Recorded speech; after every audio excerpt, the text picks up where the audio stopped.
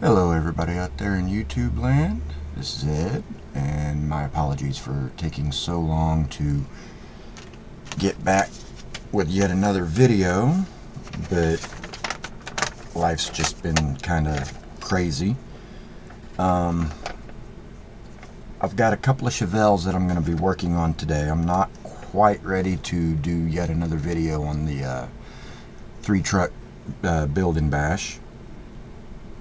But another video that I'll be probably editing up and getting posted today is back in June on the 17th, the IPMS and HAMS, which is Houston Amateur Modelers Society, hosted a model show and model car contest at the Bay Area Community Center out on NASA Road 1 for model show and whatnot, and I was there and I got some video of the various cars that were on display for being judged and everything. So I finally got around to getting that moved from my phone to my computer, and I'll be getting that put together and made into a video for the channel. So I hope you guys will enjoy that once I get that up. And for the Chevelles that I'm working on today, I've already talked about this one that I'm working on, the AMT 67 Chevelle Pro Street. And when I got to working on it, I got to looking at it, and I decided to put the slicks that I'm going to use for it that came with the kit on its rear end and just mock the rear end into the, as it comes out of the box, chassis, and take a look at it with the body on there. And to be entirely honest, I don't really like the ride height at its out of the box configuration. It sits too high for my taste, and not gonna really be able to see it with that camera.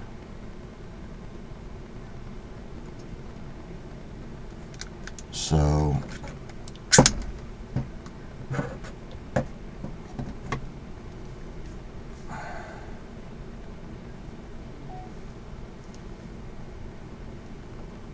as you can see, the back end sits up kind of high. Granted, the front suspension's not in, so it's just sitting on its cross member there. But even if you take like a paper clip or something and prop the front end up a little bit,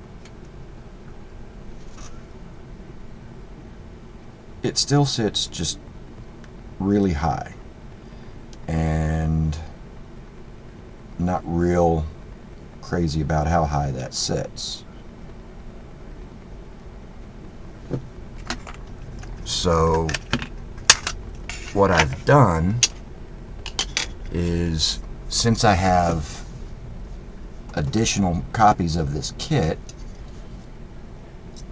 I've taken one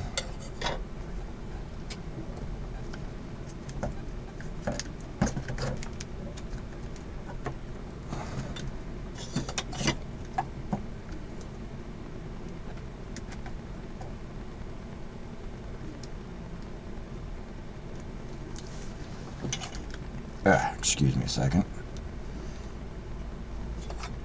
I've taken one of the additional chassis, and as you can see, I've modified it some.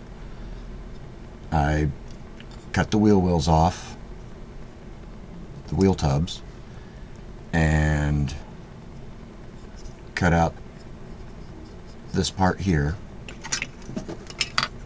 cut out this part here, as well as this here and all this.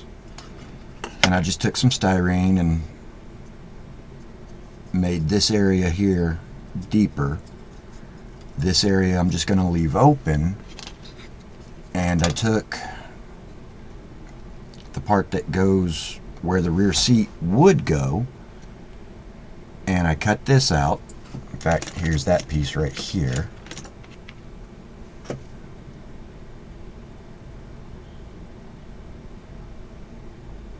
Cut that out and added a little styrene to it to make it so that the drive shaft could go up a little higher. And it's just gonna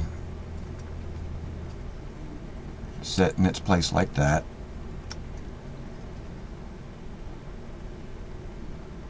And look kind of like that. But what that does, let me get a little bit of this tape here to hold that together for mock-up purposes. What that does for me is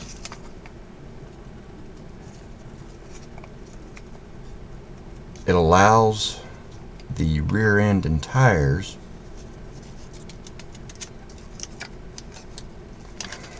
this tape will stick.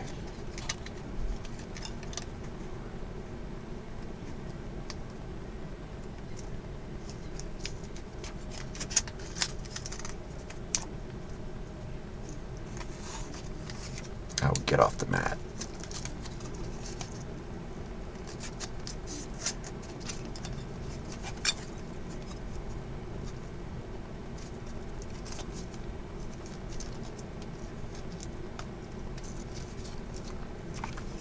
Stick this up in the body.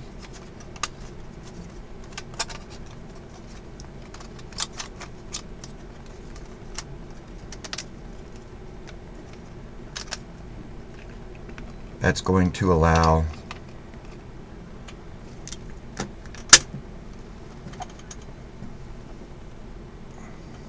the car to sit much lower in the back end.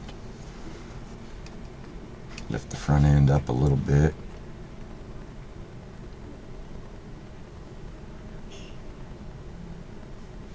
And that, to me, just looks a lot better. I much prefer the way that looks over the way it is just out of the box. Stick this back on the tripod real quick. Alright. So that's what I've been doing with that. I still got a little bit of work to do on the body itself, but what I still need to do with this chassis is put in the upper links for the rear end to sit in, as well as the lower links in this area for the wheel bar parts to set in.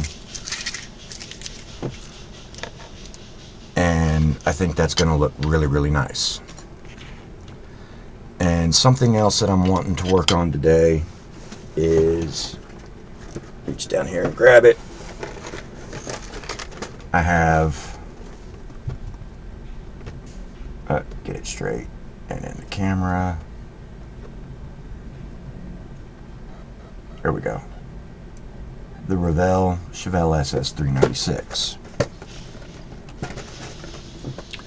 Go ahead and tilt this guy down to point at the mat.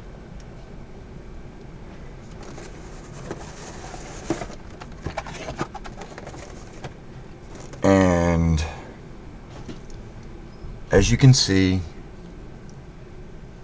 I've already started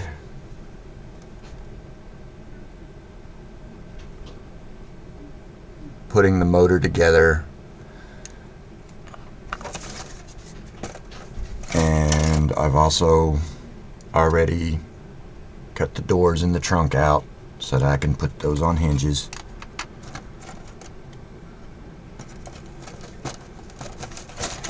But today, and I think I may have done a little bit of body work as far as for removing mold lines, but it's been a minute since I've worked on this one, so. But what I was wanting to work on today was getting some of this chassis and suspension put together so that I could take it outside and start getting some paint on it.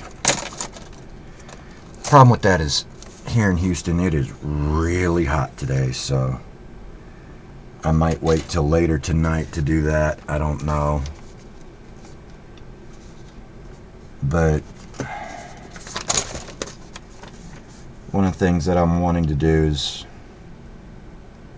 I'm thinking I'm going to take these exhaust manifolds back off and build some headers for it. And kind of make this a little bit of a hot rod and not quite a just a stock car.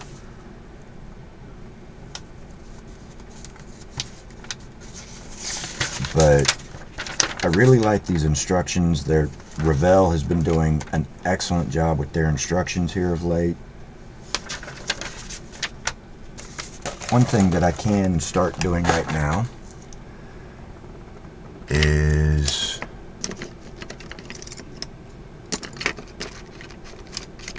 take my older blade that I use for scribing, get my other pair of glasses on here so I can see what I'm doing, and I can start taking out the interior door panels. I'm sure y'all have all seen this before. Just kind of scribe along the lines.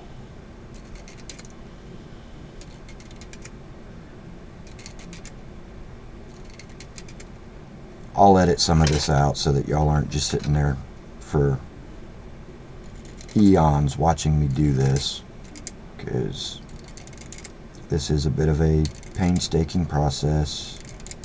Takes a little bit of time, but it does make for a really nice, very detailed kit when you can pop open the doors. You know what?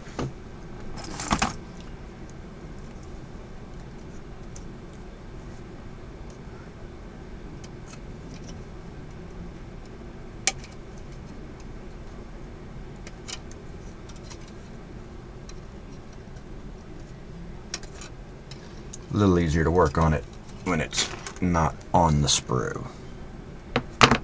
Let's see, 97 degrees outside, and it's only 1:30. Sheesh. Get this other sprue out the way here, y'all. There we go. My big old finger's in the way. Let's see if I can't maybe put this somewhere else. Get a better angle on this. There we go.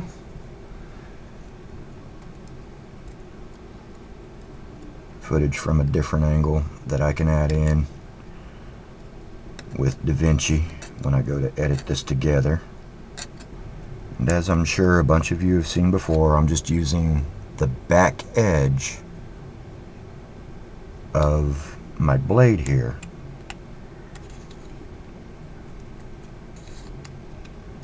to scrape out the plastic. And obviously when I get done with this, because of how thin this little bit of plastic right here is, connecting the front side of the door interior panel to the back side, I'm going to have to be very, very careful with this piece once I get these door panels out, because this one's already trying to break over here.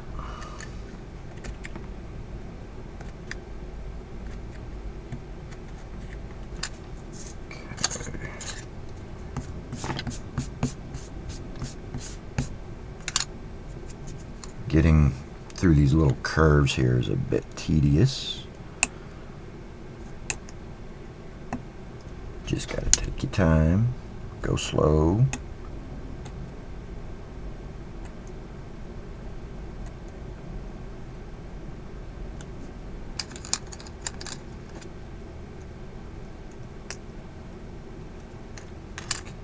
All right.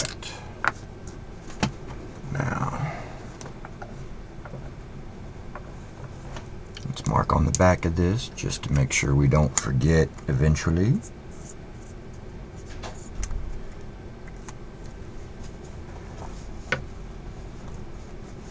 Okay. Then we're going to take a file and we're going to just lightly go over it with a file. Clean the edges up. You don't want to go too hard with your file here because you don't want to really remove a lot of the material. You just want to clean up the edges a little bit, make it a little neater. Just basically want to remove the roughness.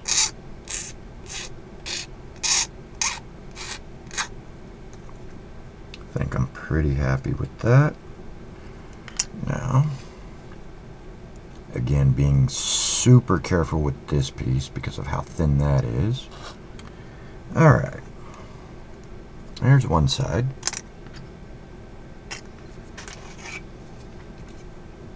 Go ahead and cut this guy out.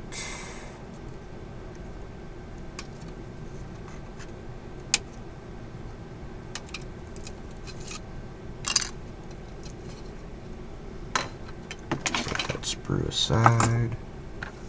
Get the file out of the way. And start all over again.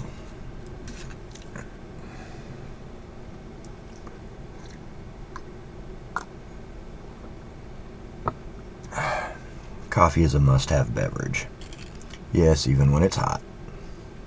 I love how well detailed these door panels are, these interior panels, the speaker grills, and just all the detail in it. It's just wonderful. I love it. Really makes so that the effort of removing the door panels like this so that you can hinge them really makes it worth it because of the level of detail that you can do for this interior, and then be able to open up the door and show off all that work that you've done on the interior. It's just amazing. And for those of you that have noticed my mouse down here in the corner, yes, my computer desk is also my modeling workbench.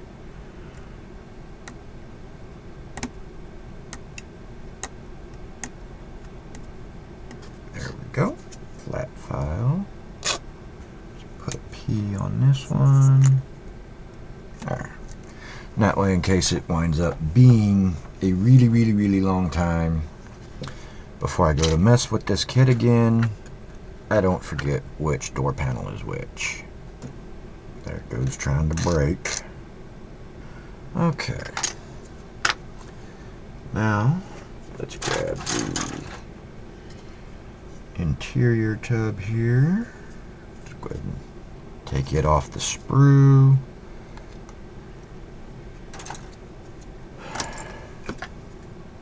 Alright.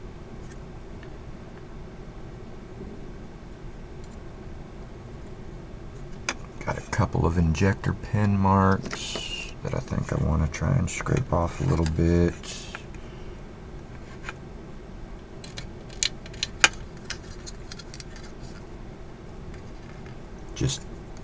Just using a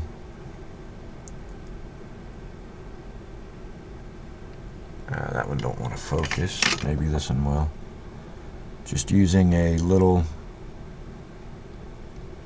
flat blade, flat-edged X-Acto blade to drag it across the injector pin marks. I'm not going to go through and do this with all the injector pin marks, like these ones here under the seats.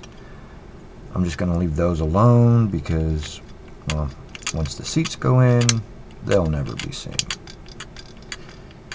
But the ones like these two that I'm working on right now, here on the inner fender well, those might not get concealed by other parts, and so I want to go ahead and remove those. Got a couple here. Don't know if that's going to get covered or not, so go ahead and remove it. That way, when I start assembling, painting and assembling and everything, if it winds up not getting covered by another part, then it will be gone.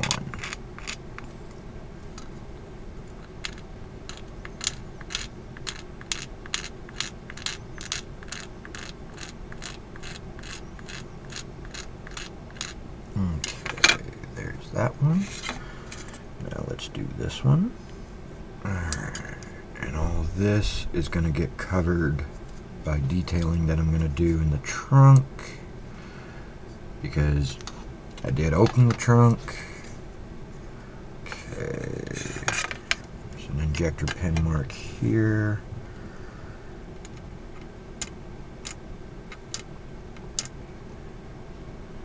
Okay, that looks pretty good.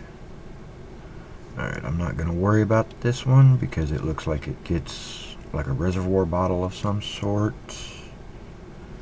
Okay, so now I'm going to take my file and clean up where it was attached to the sprue, as well as get that mold line that just runs right there along that edge. I have to say that so far I'm not seeing a whole lot on this kit that has to be cleaned up as far as for like mold lines and inappropriately placed in ejector pin marks. Just, I mean, I've yet to ever build a kit that didn't have some cleanup to do, but this one so far has been the best about not having massive amounts of cleaning. Well, I've got it flipped upside down. There's a trademark I need to remove. But I'm otherwise not seeing any kind of pen marks or... And there's more trademark there that needs to be removed. I'm not really seeing any ejector pin marks or other unnecessary marks other than those two trademarks. Okay. Go ahead and scrape off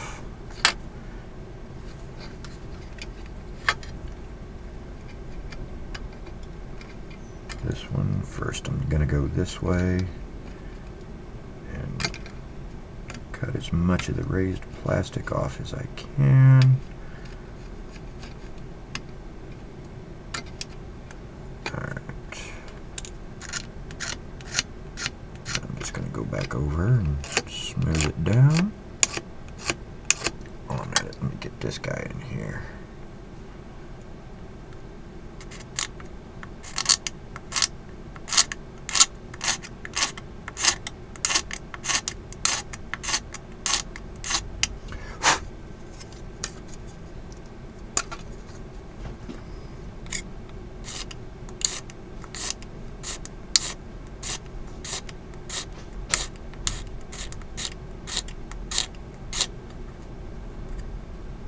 Okay, that looks pretty good. Alright. A little bit of mold line.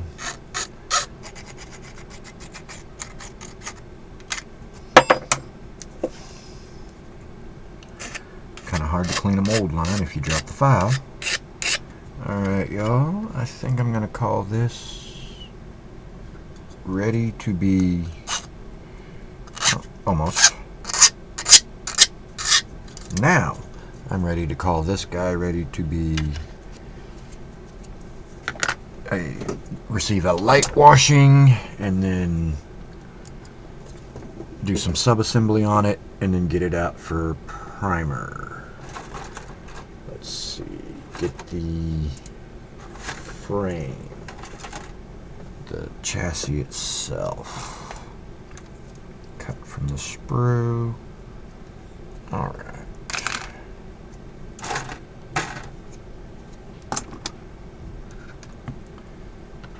Let's get it cleaned up. Okay, I'm not noticing any ejector pins, so that's good. And ejector pin locations like these guys right here, I'm not worried about because that's not ever going to get seen. There's a little bit of flash right here. That's actually the first flash I've seen on this kit. Oh, a little bit of flash here. Just a little bit. Not a lot. I'm going to call that guy ready to be cleaned. Let's see.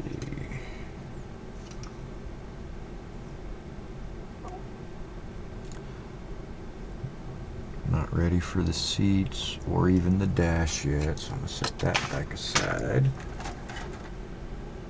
Let's see. Okay. Clean that guy up.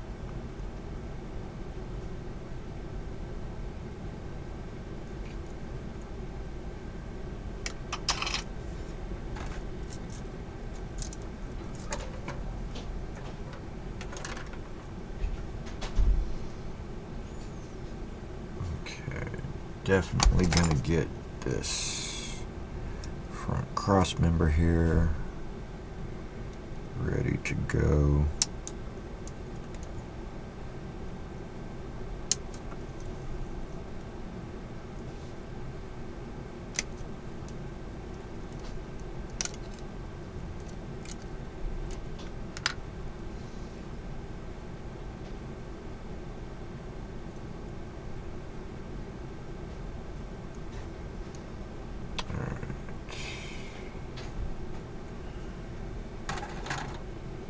That guy's ready to go. Okay. Alright. I'm gonna take a quick little break here, y'all. Be back before you know it. Hello everybody out there in YouTube land. This is Ed again. Yesterday I did some recording and shot some footage of working on this particular car here, the 69 Chevelle SS 396 SS, and while I was working on it, getting some parts cut out and cleaned up and whatnot, I took a break from filming and did some work off camera. An excellent example of when you cut out doors and trunks to be extremely super careful of how aggressive you are on cleaning up the cut edges. When I was doing some work on the door panels and the trunk deck to clean up the edges to make them a little neater and cleaner and prettier, as careful and as gentle as I thought I was being with my file, don't know how well this is going to show up on camera here, but we'll give it a shot.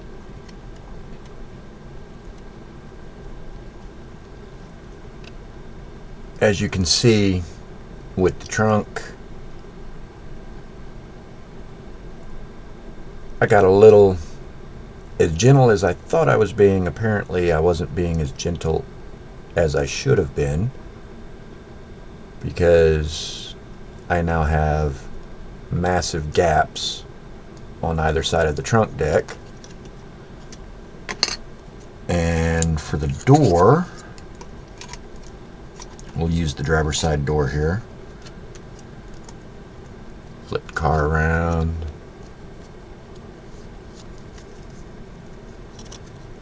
Get it up in screen here. Oh, come on.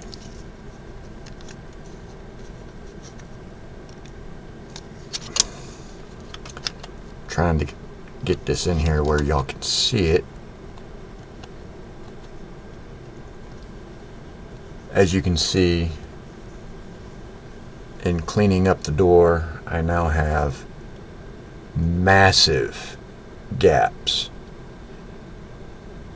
So this project has been put on ice for a moment, and I'm basically going to have to get another copy of the kit to be able to build the car, because there's just, once you've taken too much material off like that, get this light out of my way, once you've taken too much material off like that, it's really kind of difficult to add it back. For somebody who's more experienced at this stuff than even I am, and I've got some years of experience doing this, but not so much that I'm going to be able to fix this. For me, this body is now relegated to paint mule status, and that's all I'm going to be able to use it for, at least for the time being, until I get better and I'm able to then add some material back to it. But at the moment, at my current skill level, I'm not able to do that. So this body is now a paint mule, and since I'm going to have to get another kit to be able to build this car in the first place, I'm just going to go ahead and use parts of it for kit bashing other vehicles. So unfortunately, it is what it is, and that's just the way the cookie crumbles, as they say. So yeah, hope you enjoy. Like, subscribe, all the good YouTube stuff. So have fun.